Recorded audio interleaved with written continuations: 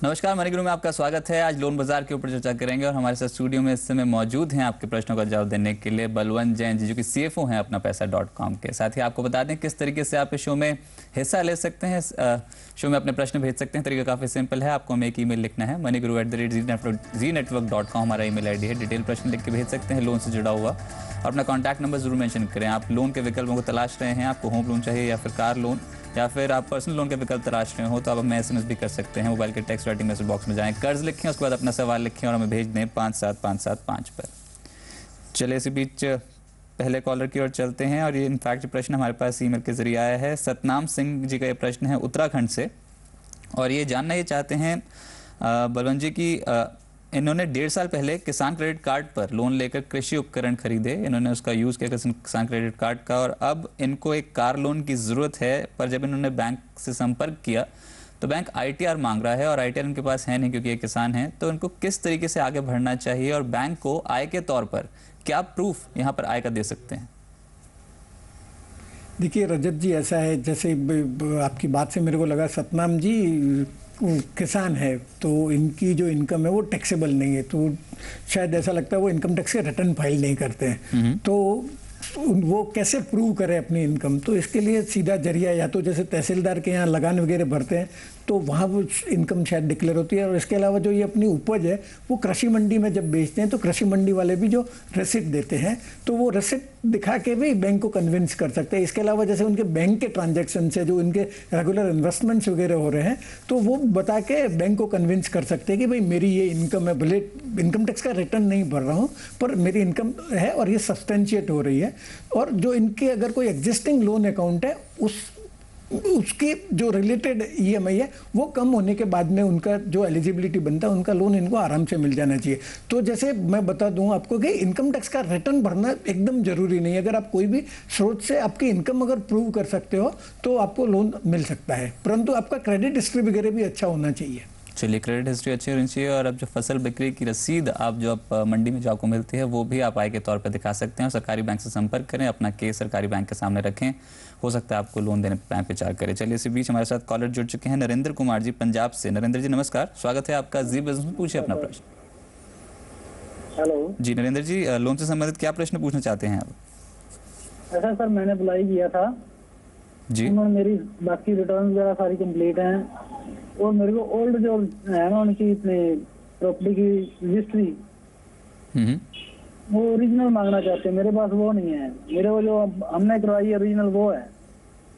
जी, यानी बैंक आपसे आप प्लॉट पर कंस्ट्रक्शन करना चाहते हैं, उसके लिए आपको ज़रूरत है लोन की, और आपने बैंक से संपर्क किया और बैंक ये मांग रहा है कि पिछली जो मालिक हैं उनकी रजिस्ट्री के डॉक्यूमेंट्स चाहिए। हाँ जी जी बिल्कुल, देखते हैं बैंक की मांग जायज़ है कि नहीं। बलवंत जी कैसे देखते हैं आप, क्या प्रॉपर्टी चेन के ऊपर बैंक का काफ़ी ज़्यादा जोर रहेगा? वेरीफाई करेगा बैंक की किसके नाम से प्रॉपर्टी पहले थी रजिस्टर्ड, क्या उसके भी डॉक्यूमेंट्स को देने पड़ेंगे? और अगर ऐसे डॉक्यूमेंट्स खो गए हैं तो इनको इस केस में क्या करना चाहिए?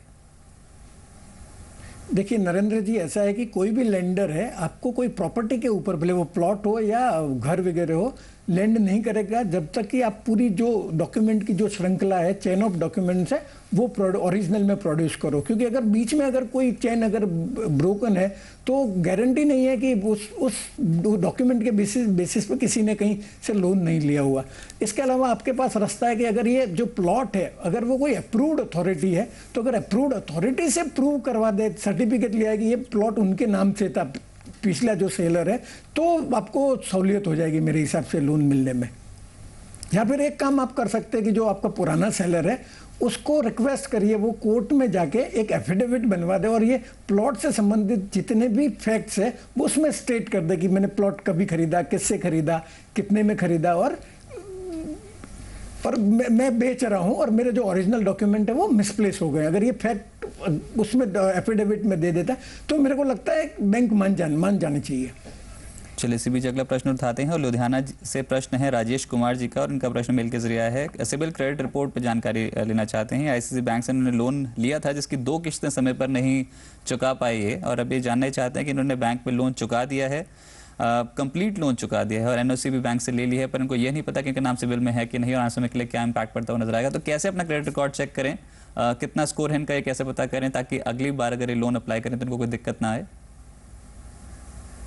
देखिए वैसा रजत जी की राजेश जी को अपना क्रेडिट स्कोर वगैरह पता लगाना है तो वो सिबिल की साइट पे जाके ऑनलाइन भी क्रेडिट स्कोर के लिए अप्लाई कर सकते हैं। उनको उसके लिए 470 रुपया पेमेंट करना पड़ेगा और 5 प्रश्न पूछे जाते हैं ऑनलाइन।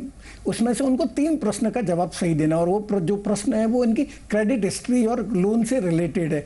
और जब भी ये ऑनलाइन एप्लीकेशन करने बैठे तो मेरा सुझाव रहेगा कि जो इनके जितने भी लोन है उनकी डिटेल और इनके अलावा जो क्रेडिट कार्ड्स है उनकी सब डिटेल हैंडी रखे। तो अगर 5 में से 3 प्रश्न का अगर जवाब सही दे देते हैं तो उनको उनके मेल में ही ये क्रेडिट रिपोर्ट और क्रेडिट स्कोर दोनों साथ में आ जाएगा। परंतु अगर सपोज नहीं बराबर जवाब दे पाते हैं, कोई डेटा लिंक मिसिंग है, तो ये ऑफलाइन भी एप्लीकेशन कर सकते हैं। तो 15 दिन के अंदर अंदर आपको ये क्रेडिट स्कोर के साथ क्रेडिट रिपोर्ट आ जाएगी। और अगर आपको क्रेडिट स्कोर नहीं चाहिए, सिर्फ क्रेडिट रिपोर्ट ही चाहिए, तो सिर्फ 154 रुपया भर के आप मंगवा सकते हैं, जिसमें आपको प्रूफ ऑफ आपका आइडेंटिटी है, प्रूफ ऑफ एड्रेस वगैरह देना पड़ेगा। और अब जब वो क्रेडिट रिपोर्ट आपके पास आ जाती है उसको एनालाइज कर लीजिए कि उसमें जो डिफॉल्ट वगैरह या डिले वगैरह जो बताया वो सही में है क्या। और जैसे आप बता रहे हैं कि आपने कोई 2 इंस्टॉलमेंट भरने में डिले किया था परंतु आपने पूरा का पूरा भुगतान कर दिया बिना किसी राइट ऑफ के, तो ये जो पूरा भुगतान आपने किया ये आपके पक्ष में जाता है, परंतु थोड़ा डिले हो गया है वो आप के लिए नेगेटिव है। तो आप अगर बैंक को कारण कन्विंस कर सकते हैं तो मेरे हिसाब से ज़्यादा प्रॉब्लम नहीं होगी। पर अगर आपका पर्सनल रिलेशनशिप नहीं है कोई बैंकर के साथ में तो आपके ये सिर्फ डिले होने की वजह से भी आपको लोन प्राप्त करने में प्रॉब्लम हो सकती है। जी बिल्कुल प्रबंधन जी, अगर कारण स्पष्ट कर दिया बैंक को और बैंक मान भी गया कि कारण ठीक है आपका, पर सिबिल में नाम पहले ही चला गया है, तो आप क्या मानते हैं सिबिल से नाम हटाना इतना आसान होगा इनके लिए? नहीं, सिबिल में तो जैसे ऐसे सिबिल में नाम जाना मतलब ऐसा है कि आपके जितने भी बैंकिंग के लोन से या क्रेडिट कार्ड से जितने भी ट्रांजैक्शन है वो रिपोर्ट होता है। अगर डिले, ये कांच के जैसा, मिरर के जैसा, आपने जो ट्रांजैक्शन किए वो रिफ्लेक्ट होते हैं। अगर आपने कोई डिले किया है तो डिले दिखेगा, अगर आपका कोई राइट ऑफ हुआ है तो वो उस आपकी जो क्रेडिट रिपोर्ट है सिबिल की उसमें वो राइट ऑफ दिखेगा। तो अगर कोई गलत रिपोर्ट हुआ है, गलत फैक्ट रिपोर्ट हुआ है, तो वो जो सिबिल को एक कंप्लेन कर सकते हैं और जो बैंक ने रिपोर्ट किया है उनकी वेबसाइट पे जाके आप कंप्लेन कर सकते हैं कि ये फैक्ट है वो गलत है। और अगर बैंक से आपको 30 दिन के अंदर अंदर जवाब नहीं आता है तो आपकी उसकी कंप्लेन जो बैंकिंग ओम्बड्समैन है उसमें कर सकते हैं। तो मेरे को लगता है आपका इन ड्यू कोर्स अगर कोई गलत रिपोर्टिंग हुआ है तो करेक्ट हो जाता है। चलिए, इसी बीच अगले कॉलर भी हमारे साथ लाइन पे जुड़ चुके हैं। हैदराबाद से राहुल जी इस समय लाइन पे हैं। राहुल जी नमस्कार, स्वागत है आपका जी बिजनेस में, पूछिए अपना प्रश्न। हेलो जी राहुल जी, क्या प्रश्न पूछना चाहते हैं आप? हाँ सर नमस्ते। मुझे एक डाउट है। मेरा क्रेडिट कार्ड बहुत सारे बैंक्स में है, HDFC, स्टैंडर्ड चार्टर्ड, बहुत सारे ढेर सारे बैंक्स में है। ये क्रेडिट कार्ड मैं मेरा फ्रेंड्स के लिए भी यूज करता हूँ, कभी कभी मेरे बाइक को कोई बाइक खरीदने का है तो बाइक के लिए भी मैं ही जाता हूँ, कभी कभी मेरा कार्ड ही यूज करता हूँ। तो एवरी ईयर मेरे कार्ड में ऑलमोस्ट एक्चुअली क्रेडिट जी क्या होता है तो ये डू यू थिंक दैट ये फॉर्म 16 में सबमिट करना है हमारा यूजेज ऑफ क्रेडिट कार्ड?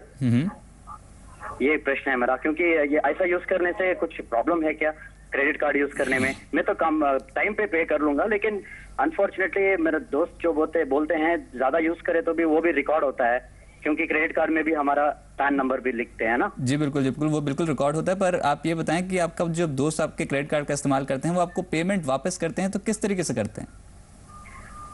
ऐसा होता है कि कभी कभी वो अकाउंट में क्रेडिट करते हैं, कभी कभी वो हैंड में भी दे देते हैं। उतना ज्यादा तो ट्रांजैक्शंस नहीं होता है मेरे अकाउंट में, वो लोग मेरा अकाउंट में ऑनलाइन से ट्रांसफर तो ज्यादा नहीं होता है। कभी कभी क्या होता है, मेरा वाइफ भी जॉब करती है, उनके सैलरी में से भी मेरा सैलरी मेरे अकाउंट में ट्रांसफर करती रहती है एवरी मंथ। तो इससे भी कोई प्रॉब्लम सालाना कितनी आप ट्रांजैक्शन कर लेते हैं, कितना आप खर्च करते हैं क्रेडिट कार्ड से? क्रेडिट कार्ड पे कभी कभी मंथली 80,000 90,000 मंथली, कभी कभी ऐसा भी होता है कभी।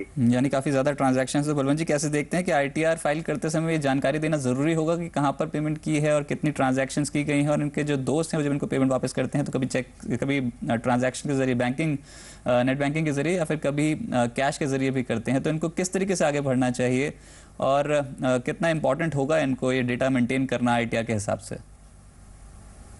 देखिए रजत जी, ऐसा है कि पहले इस साल के पहले तक तो आपको जो इनकम टैक्स के रिटर्न है उसमें आपकी जो एनुअल रिटर्न, इंफॉर्मेशन रिटर्न से जो रिलेटेड पॉइंट है वो मेंशन करने पड़ते हैं। तो उसमें जो क्रेडिट कार्ड का यूसेज है वो भी आपको मेंशन करना पड़ता था, पर इस साल के इनकम टैक्स के रिटर्न में से उन्होंने निकाल दिया। पर जितनी भी बैंक्स हैं जो क्रेडिट कार्ड इश्यूअर्स है उनके लिए अभी भी ये मैंडेटरी है, जो जिस भी क्रेडिट कार्ड यूजर ने 2 लाख से सालाना अगर ज़्यादा यूज किया है क्रेडिट कार्ड का, तो उसकी रिपोर्ट है ना वो एनुअल रिटर्न में उनको इनकम टैक्स डिपार्टमेंट को भेजनी पड़ती है।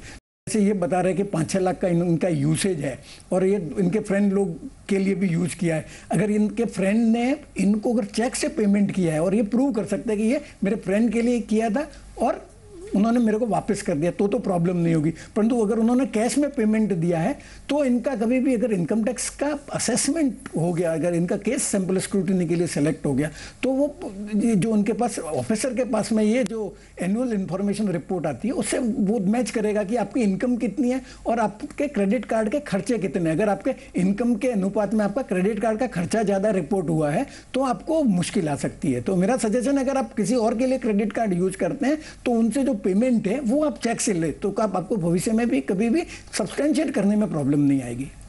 चलिए इस नोट पे एक छोटे से ब्रेक के लिए रुकते हैं, कहीं मत जाइए। बलवंत जैन जी हमारे साथ जुड़े हैं CFOApnapaisa.com के आपके लोन से संबंधित प्रश्नों के जवाब देने के लिए। एक छोटा सा ब्रेक, जल्द लौटते हैं।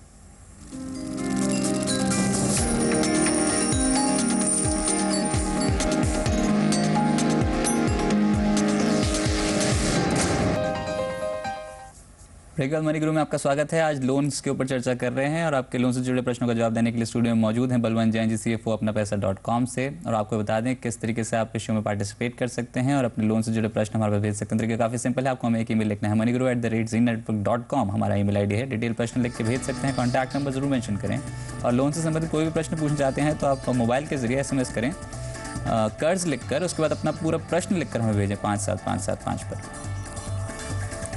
चलिए अगला प्रश्न सैयद सकीर अली जी का महाराष्ट्र से प्रश्न है और गोल्ड लोन के ऊपर प्रश्न आया है ईमेल के जरिए बलवंत जी। और ये गोल्ड लोन लेना चाहते हैं और जानना चाहते हैं कि बैंक की मौजूदा दरें कितनी हैं और कितने समय के लिए इनको गोल्ड लोन मिल सकता है। देखिए रजत जी, जो सैयद जी ने पूछा है गोल्ड लोन के लिए, तो इसमें जो नॉन NBFC है वो भी एक्टिव है और बैंक्स हैं वो भी एक्टिव है। पर जो NBFC है उनके लिए RBI की जो गाइडलाइंस है, रेस्ट्रिक्शंस है, उसके हिसाब से जो वैल्यू है गोल्ड की उसके 60% से ज़्यादा वो लेंड नहीं कर सकते। बैंक उससे ज़्यादा भी लेंड करते हैं। और गोल्ड लोन में जो लोन दिया जाता है वो 1 साल के लिए दिया जाता है और फिर वापस रिन्यू हो सकता है। आपको उस लोन की अवधि में उसका सिर्फ इंटरेस्ट का ही पेमेंट करना पड़ता है। और जो रेट ऑफ इंटरेस्ट है वो आप कितना % आपकी लोन गोल्ड की वैल्यू का लोन लेते हैं उसके ऊपर निर्भर करता है। रेट ऑफ इंटरेस्ट जो है वो 12% से 24% के बीच में है। जी चलिए, तो आपको गोल्ड लोन मिल सकता है और जो ब्याज दरें हैं वो लगभग 12% से लेकर 15.5% 24% तक भी इनफैक्ट जा सकते हैं और शॉर्ट टेन्योर के लिए गोल्ड लोन दिया जाता है। चलिए इसी बीच अगले प्रश्न के बढ़ते हैं और अर्नोल्ड जी का ये प्रश्न है मुंबई से और होम लोन पर टैक्स छूट के ऊपर ये राय लेना चाहते हैं आपसे बलवंत जी। इन्होंने अपनी पत्नी के साथ मिलकर प्रॉपर्टी खरीदी है और ये जानना चाहते हैं कि क्या दूसरे एप्लीकेंट को भी, लोन एप्लीकेंट को भी क्या लोन पर यहाँ पर टैक्स छूट मिलती है। हालांकि उन्होंने बताया कि एक जो प्रॉपर्टी है उसमें एक ओनर है। रजत जी, ऐसा है कि जो ये होम लोन का जो टैक्स बेनिफिट है वो जॉइंट एप्लीकेशन होने के साथ साथ वो प्रॉपर्टी में भी जॉइंट ऑनर होना चाहिए। अगर उनकी प्रॉपर्टी में हिस्सेदारी है तो उनका जो लोन लिया है उसमें उनका कितना शेयर है, जरूरी नहीं कि प्रॉपर्टी में जो उनका शेयर है उसी अनुपात में उनका लोन का भी शेयर हो। तो उनका लोन जिस अनुपात में वो सर्विस कर रहे हैं उसके हिसाब से उनको इनकम टैक्स में बेनिफिट मिलता है। जो सेक्शन 80C है उसके तहत दूसरी आइटम के साथ साथ जो लोन का रीपेमेंट करते हैं उसके लिए 1 लाख रुपए तक का टैक्स बेनिफिट मिलता है। और जो 24B है सेक्शन, उसमें जो इंटरेस्ट पेमेंट करते हैं, अगर आप उस जो घर है जो लोन लिया है उसमें खुद रहते हैं तो 1.5 लाख रुपए तक की सीमा है। और अगर आपने उसको किराए पे चढ़ा के रखा हुआ है तो जितना भी आप इंटरेस्ट पेमेंट करते हैं वो पूरा का पूरा आपको इनकम टैक्स में बेनिफिट मिलता है। परंतु जॉइंट ऑनरशिप होना जरूरी है। सिर्फ जैसे अगर घर आपका सिर्फ सोल ऑनरशिप एक के नाम से और सिर्फ एलिजिबिलिटी बढ़ाने के लिए आप अगर किसी को जॉइंट में ज्वाइन करवाया है तो जो नॉन ऑनर है उनको इनकम टैक्स का बेनिफिट नहीं मिलेगा। चलिए इसी बीच अगला प्रश्न लेते हैं और NVG जी का प्रश्न है पुडुचेरी से। पर्सनल लोन के ऊपर ये आपका नजरिया लेना चाहते हैं और इन्होंने बताया कि इनकी आय जो है वो 3 लाख है, उनको लोन की रिक्वायरमेंट है 5 लाख की पर्सनल लोन की, और ये नियमित ITR फाइल कर रहे हैं, और इनका जो बैंक अकाउंट है वो एक्सिस बैंक में है, पर ये बिजनेस करते हैं, तो क्या इनको बैंक कंफर्टेबल होगा लोन देने के लिए? देखिए रजत जी, ऐसा है नॉर्मली जो बैंक्स हैं वो पर्सनल लोन जो एम्प्लॉयड है जैसे गवर्नमेंट कंपनीज में या जो रेप्यूटेड कंपनीज हैं उनको देने में ज़्यादा कंफर्टेबल है। परंतु अगर चूंकि अगर ये अपना बिजनेस इनकम कंसिस्टेंटली बता रहे हैं इनकम टैक्स के रिटर्न में, तो इनको पर्सनल लोन मिलने में प्रॉब्लम नहीं होगी। परंतु इसके लिए इनका एक तो क्रेडिट हिस्ट्री है पुराना अभी कभी उन्होंने क्रेडिट कार्ड यूसेज का रीपेमेंट है या जो लोन वगैरह पास्ट में लिया हो उसका अगर रेगुलर टाइम से पेमेंट किया तो उनको आसानी रहेगी। परंतु एक बात ध्यान रखने जैसी है कि जो पर्सनल लोन की जो रेट ऑफ इंटरेस्ट है वो सबसे जितनी भी लैंडिंग है उसमें सबसे ज़्यादा है, क्योंकि आपका बैंक के पास इसके पीछे कोई सिक्योरिटी नहीं होता है। जी बिल्कुल, तो इस तरीके से आप आगे बढ़ सकते हैं। और एक और प्रश्न लेते हैं दिल्ली से, मेल के जरिए राजन बत्रा जी का प्रश्न आया है। इनका भी कारोबार है बुक पब्लिशिंग का, इन्होंने बताया, और 20 साल का अनुभव है। ITR लगभग 3.5 लाख की इन्होंने फाइल करी है और नियमित ITR फाइल कर रहे हैं। 25 लाख के लोन की ज़रूरत है इनको नई मशीनरी लगाने के लिए। तो ये जानना ये चाहते हैं कि छोटी और मझौली कंपनियों को भी लोन के लिए बैंक यहाँ पर सहायता करते हैं, और कोई ऐसी स्कीम है जिसके तहत ये 25 लाख के लोन के लिए अप्लाई कर सकते हैं? बैंक के कंफर्टेबल होगा इतने ITR के बेसिस पे इनको लोन देने में? देखिए रजत जी, ऐसा है कि गवर्नमेंट जो स्मॉल और मीडियम एंटरप्राइजेज है उनको सपोर्ट करने के लिए बहुत सारी स्कीम निकाली है। तो उसमें से एक स्कीम उनकी जो क्रेडिट गारंटी फंड ट्रस्ट है जो स्मॉल एंड मीडियम एंटरप्राइजेज के लिए, उसमें बैंक 1 करोड़ रुपए तक का लोन है वो बिना किसी कोलेटरल सिक्योरिटी के दे सकती है, जिसमें से 50 लाख रुपए तक का जो उनको जो गारंटी है वो ये फंड से मिलेगा 75% तक का, और 50 लाख के और 1 करोड़ के बीच का 50% का गारंटी मिलता है। परंतु चूंकि बैंक का अपना रिस्क भी 25% और 50% का रहता है, तो बैंक आपकी जो बिजनेस है उसकी वायबिलिटी भी फिजिबिलिटी चेक करेगी, आपका क्रेडिट हिस्ट्री भी देखेगी। मेरा सजेशन रहेगा आप कोई जो पब्लिक सेक्टर बैंक है उनको अप्रोच करिए, उनको अपना प्रोजेक्ट रिपोर्ट वगैरह दिखाइए जिसमें आप बताइए कि आप ये लोन कैसे सर्विस करेंगे और आपकी अर्निंग कैसे ईयर आफ्टर ईयर रहेगी। चलिए, तो इस तरीके से आप आगे बढ़ सकते हैं। बलवंत जी, बहुत बहुत शुक्रिया आपका हमारे साथ स्टूडियो में ज्वाइन होने के लिए और दर्शकों के सवालों का जवाब देने के लिए बहुत बहुत शुक्रिया। फिलहाल मनी ग्रुप बस इतना ही। आप देखते रहिए जी बिजनेस, आपका फायदा। नमस्कार।